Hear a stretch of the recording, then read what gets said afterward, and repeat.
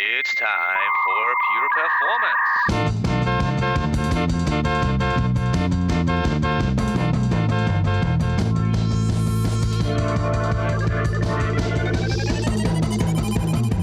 Get your stopwatches ready. It's time for Pure Performance with Andy Grabner and Brian Wilson.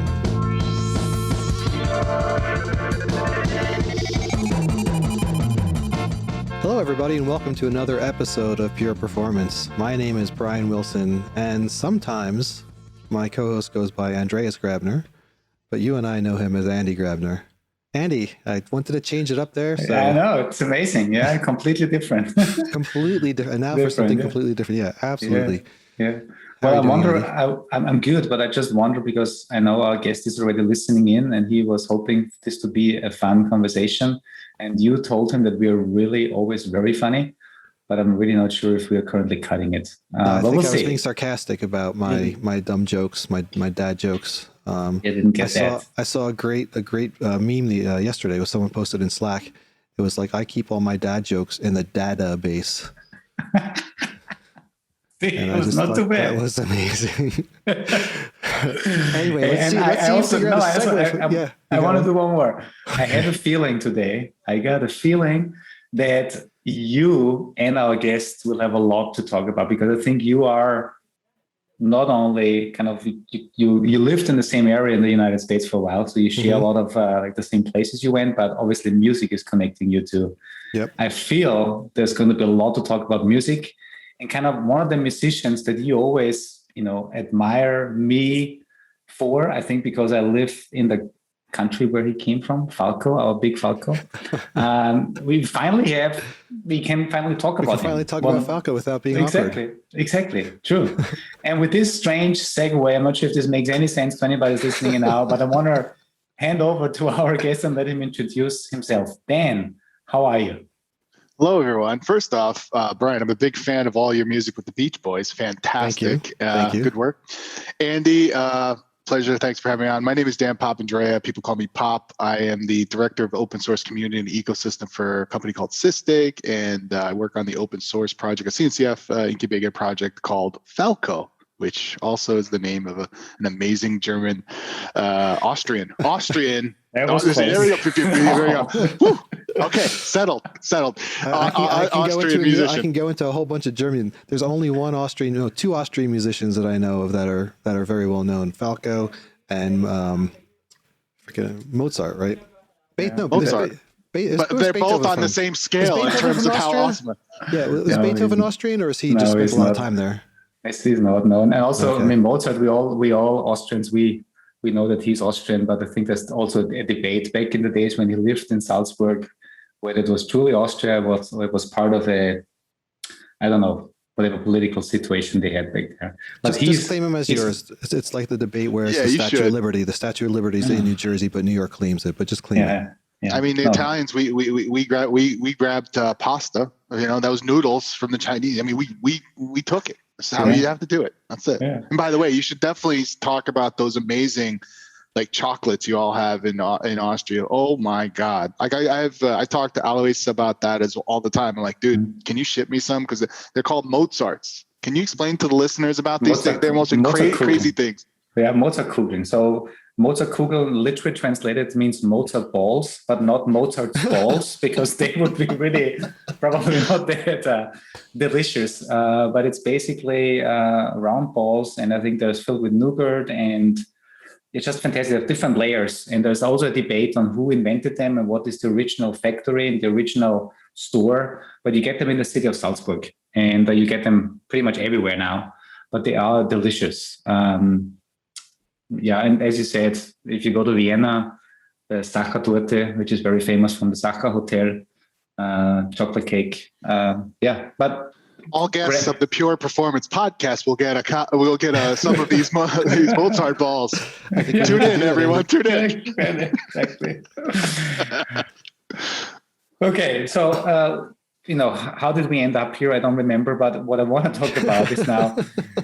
So Dan, you talk about Falco. I think the way, I guess, how do you pronounce it? Falco. Falco. Yeah. I mean, it's so the name derivation, right? It means hawk in Italian, and It's basically, if you look at it, it's a runtime security project where kind of the de facto Kubernetes threat engine detection tool. And what it does is there's three elements to it. There's you tap into the kernel, right? So it functions through eBPF or kernel mod probe, and you look at all these system calls. And these system calls then have a second component, which you can basically create a rule set through YAML to be able to say, oh, okay, somebody terminaled the container, that's a system call. Somebody touched a file.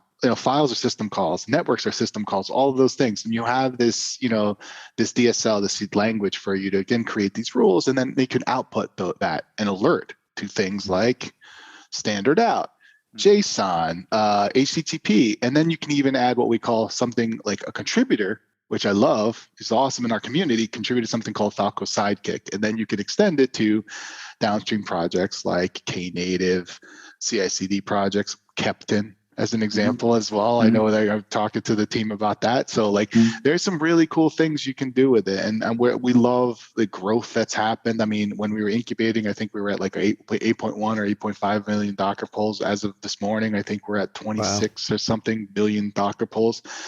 And the reason is again, it's this great engine from a runtime security perspective that works in a cloud native context. And I'm so happy about this amazing community we built. Mm-hmm. Hey, Andy, I got to point out, Andy, he mentioned Captain before you did. Exactly. So Andy always mentions Captain at some point in the show. And big fan. So the other thing I want to touch upon is the appropriateness of the name Falco, right? So the Falcon idea with security makes perfect sense, but just rounding them out, and we'll drop the other Falco right after this. But Falco had the big hit there, Kommissar, which I believe that's like the police or the secret police or something, Andy, right? And that's all tied to security. So I think you have a double well-named product. And congratulations on all the on the downloads. That's amazing. Mm-hmm. And just even the contribution's been fantastic. In terms about the origins of the project, it was basically where worked for a company called Sysdig, and Sysdig again is a kind of a secure DevOps platform. There's monitoring capabilities, troubleshooting, and runtime capability because of tapping into that kernel module or kernel capability I talked about earlier.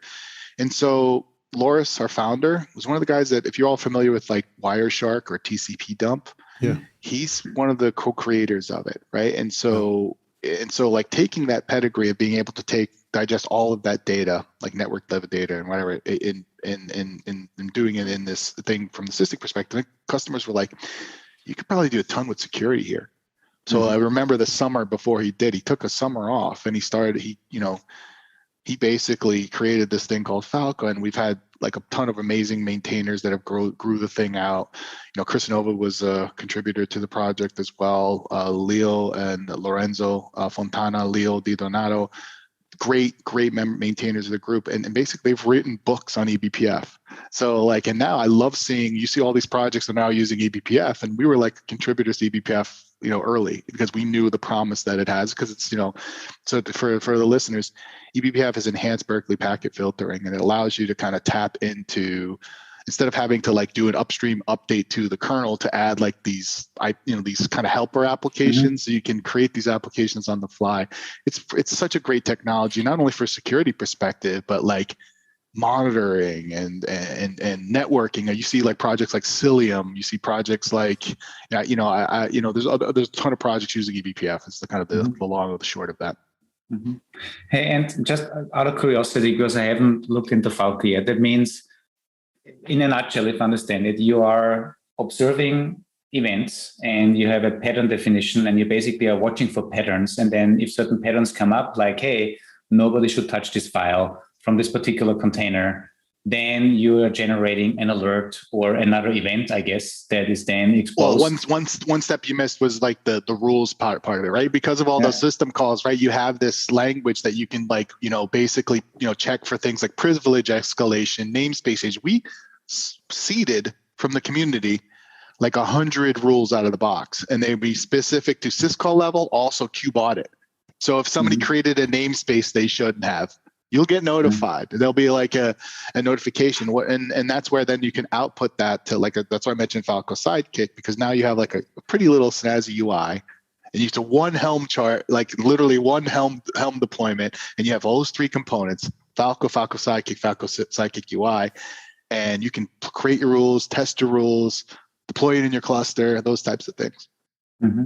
And then again, I'm curious because that means if I'm a developer and I want to test this out, or who is the target persona in your case? A security DevSecOps engineer, security engineer, or is it the architect, the developer? Who is the target audience? It's all of them. And the rationale is like, it's not so much for security reasons, it's also for somebody to kind of, test out their code. If we look at this, misconfiguration in security has cost the industry almost $5 trillion. And that could be, things like cloud, like, S3 buckets being open. It could be things like, in this container, I use this Nginx container that I've grabbed from the cloud. Mm-hmm. I'm grabbed from a registry and I brought into I brought this thing into the pod. Look, there's, you can use things like, OPA and have those policy queries to say, okay, I don't want this to run a root. Well, what happens when something at runtime is there and it's running and it's post kind of, so for software supply chain, when it's in a runtime perspective, somebody gets in there and they drop their payload and then they can do whatever they want. That's the problem. There's no real notification function beyond Falco out there. Mm-hmm.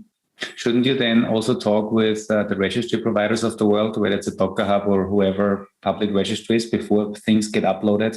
Did you already do the check as part of that process? I've done a lot of cloud security podcasts recently, and I can tell you one tool is not going to fix everything. You need a kind of amalgamation of many tools. So you need something that's doing vulnerability management. You need something that's doing benchmarking on the underlying rules, because guess what? Kubernetes and cloud native is not just one thing.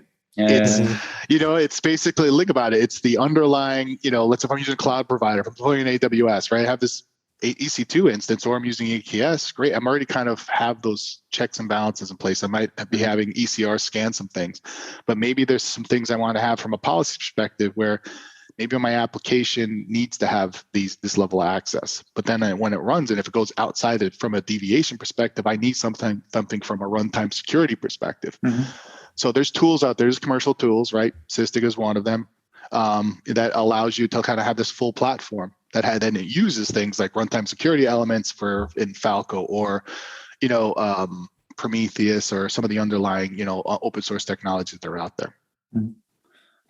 And coming back to I'm a developer, and I can basically, my development environment, I deploy. You said you have a Helm chart where you, on the one side, you deploy what's it, a sidecar, or how does this work? How do I get the data from? So the underlying thing is that kernel level tap that's there, that's on a per node basis. So what happens is it taps into user space. So you can tap into eBPF to do that. Yeah. And then that presents itself to this pod, a Falco pod that's running on per host basis. But I'm not having to introspect anything in the direct pods, right? I'm not having to do any of that because it's doing it at the host level. Yeah, makes sense. And then from at the host level, those are system calls that are happening because that container and pod is making those system calls, and then the host is running those container calls, and there's network calls and the host level calls. So you have that amalgamation. So I don't have to introspect anything directly into the pod or inject anything in my code. So I get this like visibility there. Yeah. And then the policies, where are they enforced? Is there a central component where all these events are streamed to? Yeah, that's the Falco. So basically, there's the Falco pod has those in there. So like again, it's, if you look at it from that perspective, Falco pod has taps into the user space. Then those rules get injected as part of that from an architecture perspective, and then those outputs are done. So it's basically saying, okay, this syscall that tells me somebody has an exec shell. Okay, I want to get notified of it if it's not like part of like a known, like a macro we have is for known things. But the beauty of this, it's YAML. So like, I don't have to learn, like, there's certain conventions, but it's YAML, right? I can say, okay, the file descriptor here is /user share Nginx. I want to know everything that's in user share Nginx. If there's any deviation from it, go ahead and send me an alert. And I want it to go to this thing. And I want it to just be this description. And I want it to have the metadata. So it's going to tell you, oh, it's this pod and this cluster and this place. Like you said, from a developer's perspective, I got to find that needle in the haystack. How can I do that? Well, the surest place to me is the kernel. Yeah. Interesting. We're all learning a lot more about security these days, especially us over here at Dynatrace. And as I try to wrap my head around more of it, I know there are certain overarching segments of security. You have like risk, SIEM, and I forget the other two major ones. Where does this fall in that scheme, or is this a whole new sort of way of looking at things if we were to categorize it? Falco specific to runtime, right? And so Falco basically runs at runtime, but also when you talk about SIMs, right? Those are it's signals that you're providing to your SIM, right? Mm-hmm. So I talked earlier about CIS benchmarking, vulnerability management, all of those. That SIM has to concat all those signals. The signals that Falco provides is very specific to just runtime stuff, right? Mm-hmm. So, one of the things we have is we actually had somebody, like the community has contributed a couple of blogs. If you go to, by the way, everybody, if you're listening to this, I'm sure there'll be liner notes to this, but falco.org, we have a blog, and somebody's created this thing where it's called a response engine. And there's 5 different things where they're tapping into things like Argo CD or like Knative or OpenFOSS or those types of things. And basically, so I told you about that scenario where somebody terminals into a container, right? Well, I want to respond to that. I don't want to get notified. I don't want to send it to my SIM to respond to it. Maybe I want to be able to create something where the response is from a function. So I have a function that deletes the pod if it happens. Because what happens? Somebody comes into that pod. The beauty of Kubernetes is it respawns the pod after it's killed, right? So like you're knocking that person out. You get that thing. Wow. So it's basically an auto remediation. You're basically triggering a remediation function, and whether this is calling a Lambda function or whether it's calling an Argo workflow or a anything. Yeah, but the beauty of this is it's any function you can imagine. That's the beauty of this, right? So you can create a function for just about anything. Like you said, Lambda, it could be anything. I seen somebody do this and I thought this was amazing. I did a talk with somebody, and all my talks this year have been about cookies and runtime. It's like you need the right ingredients for runtime security, right? That was my gist, but I use different technologies each time I do it. And so we did one where it was basically like, Falco tapping into just GKE. Right, underlying like the things and like some of the functions there. We had it run a function that actually did a Kubernetes network policy change. So basically, when it saw that somebody terminaled in, it took any of the ability for them to go egress out. So it's like, okay, cool. You can do whatever you want. If you think about some of these scenarios, right? SolarWinds last year, right? Somebody dropped their payload and then they sent it to external network connections, and they, they dropped in a file. Those 2 things I talked about earlier, system calls. When you touch something in a file system, that is a system call. When you do a network connection, that's a system call. And so that's the beauty of this thing. So you can now have that level of introspection. So, I guess I'm not familiar with eBPF enough, but I assume there's a ton of events getting generated, especially in large environments with heavy load. So what volume of events are we talking about that then Falco needs to process? Well, again, because the rule sets are here, it's only digesting the things that matter that are specific to rules. But like that's the thing we've built into this to be able to have this, syscall, being able to like have that threshold for that. It's built into the process. It's I always get that question. Well, with all of that, like there must be a lot of, you're running a lot. It's resource intensive. They're running in huge environments. Even from the largest like Sysdig perspective as well. It's enterprise scale, but in terms of Falco itself, it's pretty amazing the amount of like very low overhead that you wouldn't have get from other conventions, like having to tap into like LD preload or any of those functions. So what I was saying is, if I understand this correctly from an overhead perspective, you said somebody that defines the rules defines them in the YAML file. The YAML file is actually then being passed on to eBPF or to Linux into the kernel. That's a Falco. It's part of the Falco process, right? Okay. It's just digesting those things that are happening from the kernel, right? Yeah. And we're just tapping into user space to be able to then use the Falco rules to be able to digest. Okay, this thing happened, right? So the rules are just kind of a disseminator of the data. Okay, so that means you still observe all the events that are coming in, and then you run it through your rules engine. That's great. Right. Yeah, and then obviously the rules engine, you said they are on a host basis. And do you manage those rules centrally and then push them out again in case there are updates, or how does that work? it's a daemon set, right? So it's, Helm, you update the Helm chart, it's a YAML file. Like you can have custom rules, and we have the out of the box rules that are there. But again, if you all want to take a look at more of the, the details there, it's right on, falco.org. Yeah. Really cool. I really like one thing you said before we started the podcast. You said, and hopefully I wrote this down correctly, but you said what Kubernetes has contributed to computing, we want Falco to contribute to security. Let me clarify that. It's what we believe that, what Kubernetes is the distributed computing, Falco should be the runtime security. Yeah. And one of the things I will tell you this, we did a donation recently, and Sysdig did to the Falco libs. There's 2 libs that we use, something called libscap and linsp, C++ libraries. Yeah. Anybody now can use those libraries to have that dissemination to create even better security projects that are out there. This took X amount of people hours, X amount of programming time to create this. Somebody coming out of the box right now that wants to have a start can use the Falco libs right now. And we have examples of that being able to do this. And again, the term that we use is the future security is open. And I totally agree with that. And the rationale between that is, look, if there's external actors, if we have a common set of rule sets to be able to share, capabilities, so then, somebody can build like a machine learning capability to squash all of this, then guess what? We're all the better for it. All of our security projects would be even better in any project that are out there. So if companies like Dynatrace, Sumo, whomever they might be, can take these libs right now, they're open source, it's a CNCF project, take them and already have the basis to enhance all that security capability that's there. That to me is the beauty of open source. And let me ask you, you didn't start in security, right? So I was a director of IT for an investment software company. So I did a lot of, compliance for data centers, network level, in dissemination, sysadmin, that type of thing. So I have, that basis for it. Right. So, but I was going to ask if somebody is interested in it, like myself personally, I'm someone interested in security. I think this is something that is way overlooked, as we've seen even just recently with the pipeline issue.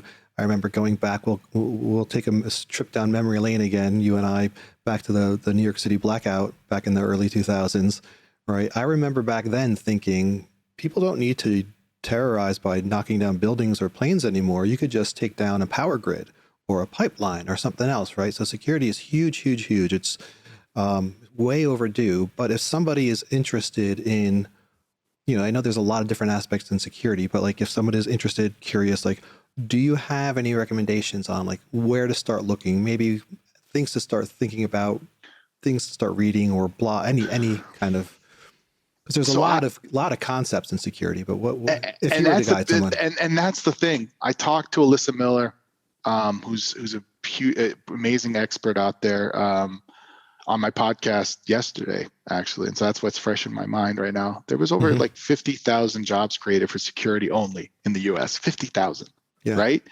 And so if you look at that, it's not just one specific space. There could be, different places. There's incident response, right? There's, cloud native security, there's cloud security, there's CSPM and all of that. So the question then becomes is, where do you start? And again, I'm going to mention, big shout out to Alyssa. She wrote this book, and it's a security guidelines book that she wrote. And it's I'll get a link for you all. Yeah, okay. Because I thought it just provides not only where you start, but also how to brand yourself in a specific way for a specific segment. But I mean, there's a ton of cloud security podcasts out there. But I would say is, get involved, understand red team, blue team stuff, understand attacks, understand the mind of external actors that are trying to, go up against things. Be part of, we have a project in the CNCF, which I'm an ambassador for, is it's called Tag Security. We welcome people coming in and understanding this, but having this basis of understanding the attack surfaces that are out there. Hey, if I'm a developer, I know how to compile and drop things in there. That to me is an attack vector. So understanding that, I think the bridge between developers and security is getting less and less, because you have to create secure code from the jump, right? And if you're seeing you heard these terms like software supply chain and those types of things, right? You have to think in terms of, is my code vulnerable? And then if I'm running it at a runtime perspective, what do I have to protect myself? And to me, I believe, yet again, rounding us out, Falco is the de facto tool for that. Are you working with the chaos engineering community at all? Because this sounds for me like perfect. Because as a developer, I want to get my new service properly tested and then also put on the chaos. And chaos infliction could also mean, let's do some secure, I don't know, whatever, try to expose some vulnerabilities and then making sure that my security scanning tool can detect these things that shouldn't happen, and then kicking the auto remediation, kind of the system healing itself. There's these signals already out of the box. I think, there's, I don't know, Gremlin, there's some other like open source tools that are out there. Yeah. Litmus Chaos, another good choice. But again, this is another capability for you to run chaos against, right? Like meaning, and we have something like an event generator that's generating all the things that the rules would have been attacked for, but then also you can create a custom rule set there as well.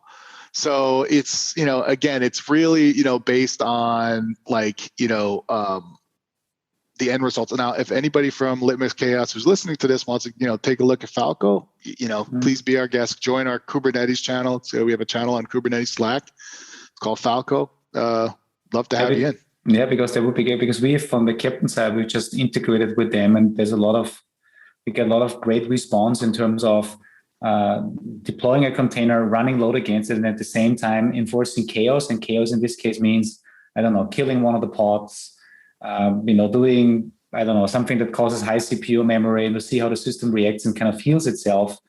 And it seems like that the chaos community should then work with the security community to see how they can inflict security chaos, quote unquote, right? Attacks. And this is what I love about open source. Yeah. Vendor to vendor, it's super hard. Yeah. Open source, Litmus Chaos. Yeah. Falco, Captain. Yeah. I relish the fact that I can go talk to the folks they're doing things like, I like what Captain's doing.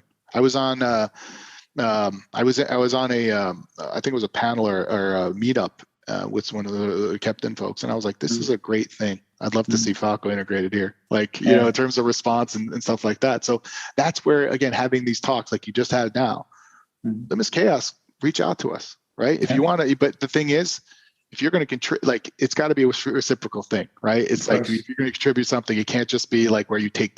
That's the beauty of open source as well, is contribute, adopt, help others adopt versus take, Yeah. And by the way, I put the link to Alyssa's book. So it's called The Cyber Defender's Career Guide. Look, I get nothing from this. I just love how it's very well laid out. And Alyssa's a fantastic resource in the world.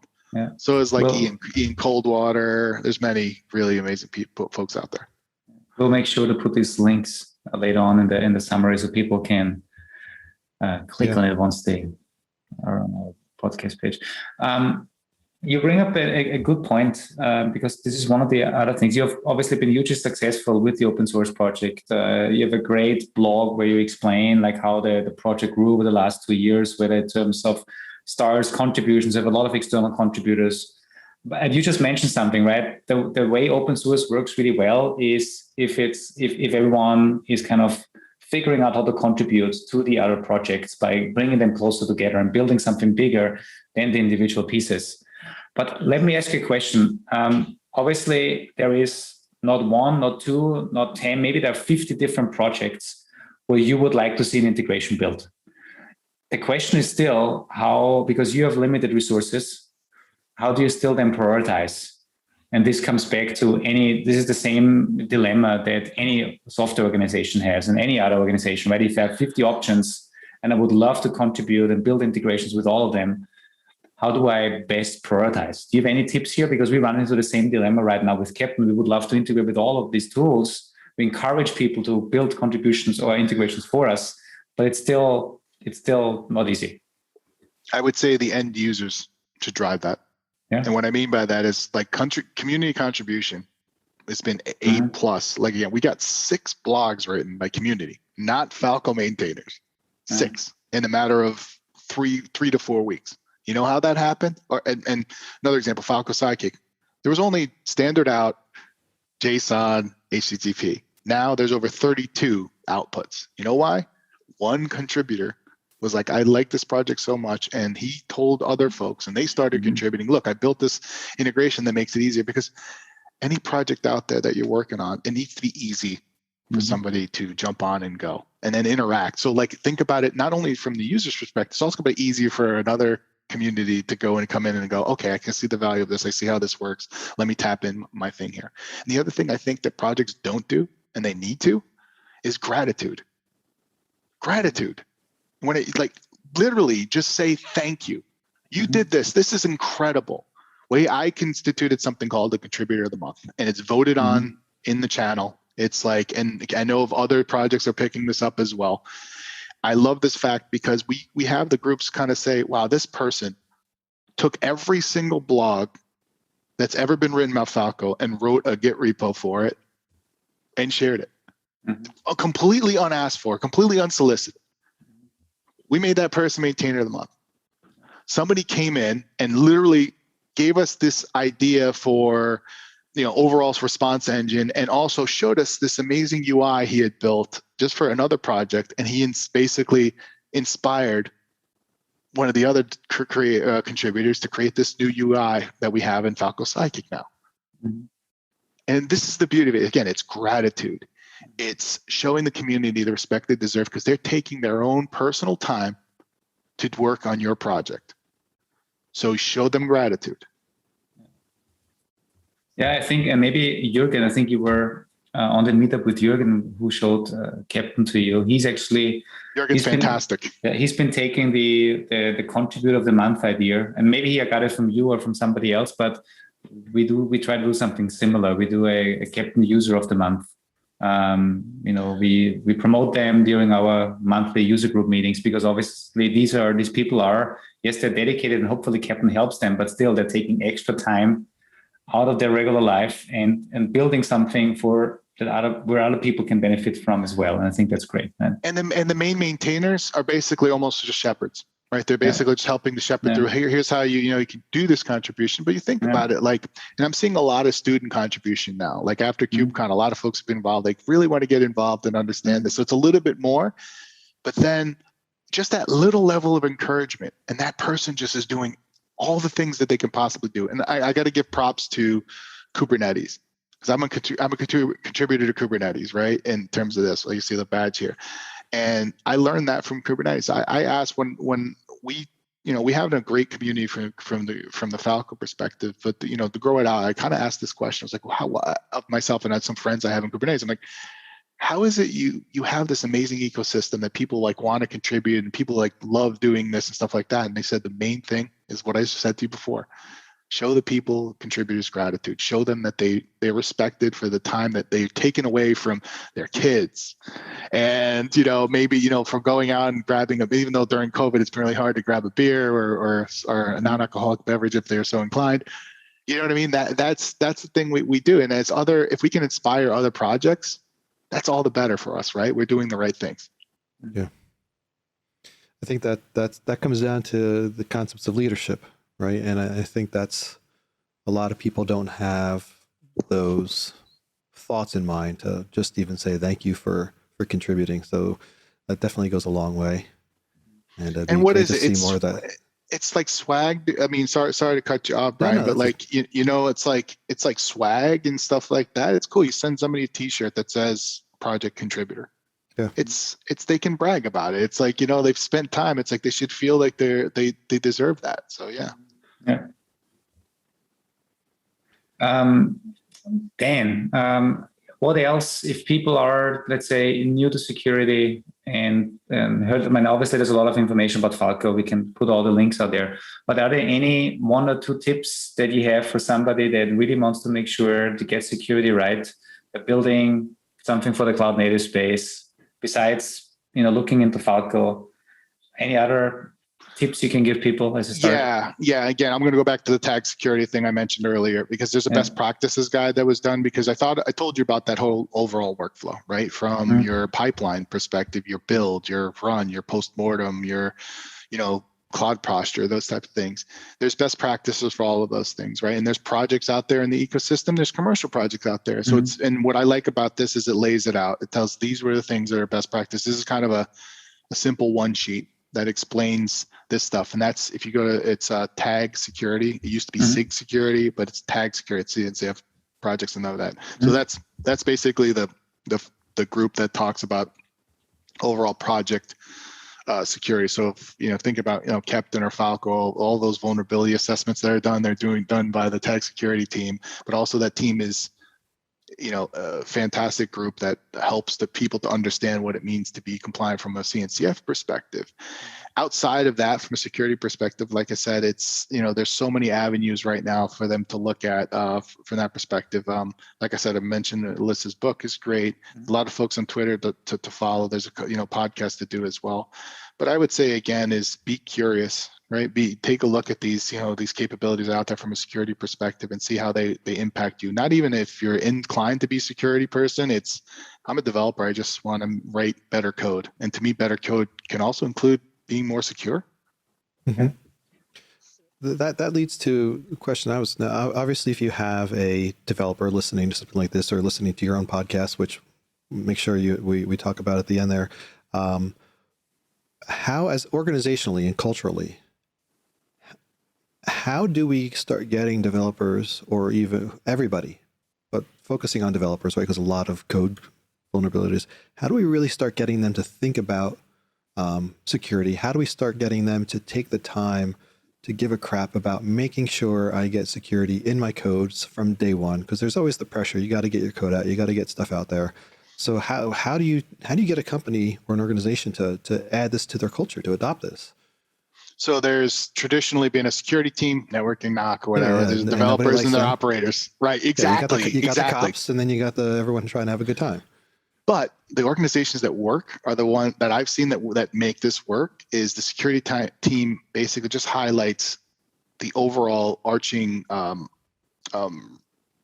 things that need to be secure and do it in a way that's not it's not so much enforcing. So no, you can't check in your code now. They basically say, here's the guidelines when you do check in your code.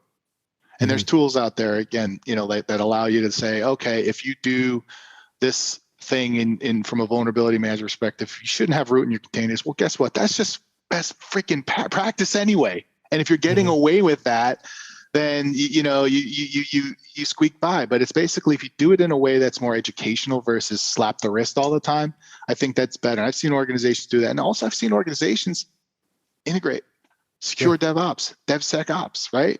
That coined that beautiful term, but it's like, if you have the team that understands that if I do check in my code, it needs to be compliant, it needs to be secure, awesome. When I run this at runtime, maybe I have some rule sets using something like Falco, using CIS benchmarks, using things like OPA, Kyverno out there to be able to have this secure posture. If everybody's reading from the same script, that's to me is the thing that is the most resonating for it there. But it's, again, like you said, it's cultural. It's a cultural issue. You have to decide, and there's leaders out there, leaders of developers and engineering that are listening to this. You have to decide that, yes, we're going to put our line in the sand, because guess what? It costs us money if we do have a misconfiguration, if we have a security issue.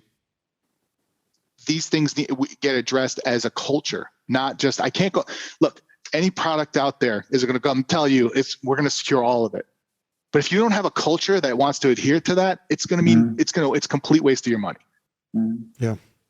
I almost wonder, and this is a topic we don't have to debate, but I almost wonder if there needs to be more of a drive from a regulatory point of view of stricter punishments for companies that have breaches, for when their databases get hacked and everyone's data gets taken away when these things happen, right? Because obviously there's always going to be, from a company point of view, well, how much does it cost to deal with it versus how much does it cost to prevent it? So I think part of it, obviously, if you're going to have your leaders out there who are going to say, we don't want to be in this position. We want to have a good reputation. There's always going to be those who need to be shepherded in. But I think, for better or worse, all of the security breaches we've been seeing lately, it's completely unfortunate that they're happening. But as Andy and I experienced in the performance side, when you start seeing these things hit the news, that definitely helps bring up awareness and get people to think about that. I remember, on the performance side, when both Apple and AT&T crashed on the release of the first iPhone, I finally was able to explain to people what I do. Like I test to make sure that doesn't happen, right? Yeah. And now with security, we're starting to see more and more of these public things. It's really unfortunate. I don't wish it upon anybody, but hopefully this is going to start raising awareness because the writing's on the wall with security. There was a presidential mandate recently about software supply chain, and looking at this from logistically as a mandate. We need to think about this from a cyber perspective, cybersecurity perspective, but also from, if you think about like ransomware attacks and all that, it's definitely costly money. And the problem, not so much the problem, the thing that we solve. You think about the pieces that we interact with from a distributed computing perspective. There's so many attack vectors. Oh yeah. Mm-hmm. I mean, there's network, there's host, there's control plane, right? Mm-hmm. There's apps. You have to have a full posture. And if somebody tells you that like the posture is like, it's one of this is going to get you all of it, no, you'll be fine. But it's not only that. It's not just the tools, everyone. It's the culture. The culture needs to say, that's it. From this perspective, this is how we are going to stay compliant, period. Yeah. And then beyond those aspects, there's also just the aspects of a lot of people might think, well, my system doesn't matter. It's got nothing. I'm not running a pipeline. I'm not running this. But I was just thinking, not necessarily the greatest example, but recently I got a card in the mail from Amazon saying, hey, put your prescriptions to us, right? Not that I would do that. But if you think about, what if someone hacks and takes down Amazon, right? Not Amazon Cloud, but Amazon, the consumer product thing. Well, if they hit the prescription piece, now suddenly you have people not getting the prescriptions, which could be deadly, So I think another thing companies have to do is change their mindset or really think about where they fit in the world. Going back to you, Andy, with chaos engineering, do that mental exercise as if we're out, what happens? If people don't get what we offer, what's the impact of that? And we really need to consider security because of that. I mean, if you're, I don't know, there's probably some people who can be like, yeah, it doesn't matter if I'm up or down, but I think it is a lot more far-reaching than people would think. Supply chain, even, right? What we saw with COVID. I'm sorry, I'm going on a soapbox here, but you might think, I'm just a part supplier. Well, if you're down and that breaks down the supply chain later on, look what we saw with all these supply chain interruptions. These things have ripples, and it's such a huge thing. And I just really hope people get into it more. And I really look at the pipeline thing recently. Like, like that's raising awareness. But again, it's all, you can't think security is one thing. Security is many things. We had people putting gasoline in buckets. But yeah, no, it's very important, and I really appreciate everything you, Dan, and Falco is doing with this, because I think it's just on my mind a lot, because I worry. I'm a worrier. And you should worry to a certain degree, but like I will tell you this: there's amazing minds working together right now, and not just Falco, which obviously plug for Falco, but there's so many great projects. I mean, I know of one called Sig Store, really cool, from Dan Lawrence is working on that. It's basically like a methodology for like, basically like having your containers be completely secure through like, the private keys and all of that in a pipeline perspective. Really cool project. And, all these things I think will help with the agita that is security. You just need to be aware of what these things are. Yeah. Hey, Dan, before we close up here, I know you mentioned I didn't get to plug my podcast, for God's sake. What we're doing here. That's what we're doing here. This is all, you guys are all business on the Pure Performance for your podcast. So we're so serious because this is my German in me. Yes. Here we go. So Dan, you mentioned it earlier, and sorry that it took so long, but you happen to have a podcast yourself. Now, what is this all about? Yeah, I do. Let me tell you a little. Funny should ask. Yeah. Are you all sitting down? Yeah, by the way, follow at Popcast Pop on Twitter. You'll see the details. So it's an audio and video podcast. I started it a year and a month. And basically it's not like full tech. It's really about the people behind the code. And so it's been phenomenal. I love it. The success of it has been great because started it because I wasn't out going to see end users and customers and all my friends in the community, right? It was now it was your room, how can I go talk to some folks and whatever. So I started it, and like I said, it's been great. We had, I think I'm at 70 episodes by 70 by the time I don't know if this airs. Yeah, thank you. And I talked to the mainstays of Kubernetes and the CNCF projects and all of that. And I'm really excited about the doing it. I'm probably next year going to take it on the road. I'm excited for that as well. So we're going to try to do some remote stuff. Then the other thing I'm working on as well, I'm an executive producer of CNCF is doing it, has a Twitch channel. And the Twitch channel is we're going to do some really cool shows that aren't just technical. They're also technical entertainment. So things we're going to have a Family Feud level show. And it's basically people in CNCF projects will reach out to you from Captain. Maybe Captain wants to be part of this. Basically, you don't kiss all the guests. No. I'm not the host. Maddie Stratton is. And so basically going up against each other for trivia dominance and basically having these teams go against each other. And then at the end of the season, they get the CNCF Cup, right? And so really cool stuff. And then there's also what's the main thing you see from anybody's oh, I want to contribute to a project. Well, how do I do that live? You have somebody from a project come in and show me how do I contribute to a project, and that show's called looks good to me. So there's a ton of really cool shows. It's really awesome. Yeah, we'll make sure to put all the links out there as well. I think we're gonna have a lot of links on this one. I think so too. We may need to buy some extra web space for putting all the links on. We'll buy some more pixels. Dan, we'll follow up with you for an email and all those things just so we don't lose them from the Zoom.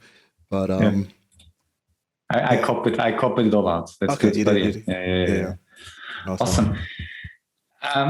Dan, thank you so much for enlightening us on the topics that are important for you. Besides security, I think what I learned from you is that you're a really great guy, and we want to make sure to encourage people to contribute, and also encourage everyone that wants people to contribute to show gratitude. And with that, in the end, we'll make the world a better place, a safer place, and a more secure place. Yes. Thanks for having me on. And I have to say, Dan, talking to you made me homesick for good food. Because out in Denver, it's pretty mediocre, but come back to New York. I'll feed you. It's all good. I was back there. It was amazing. We were back there for my friend's wedding about a year and a half ago or so, and we took the train down to the old World Trade Center station. Got to see the new one, and then we walked our way up to 33rd.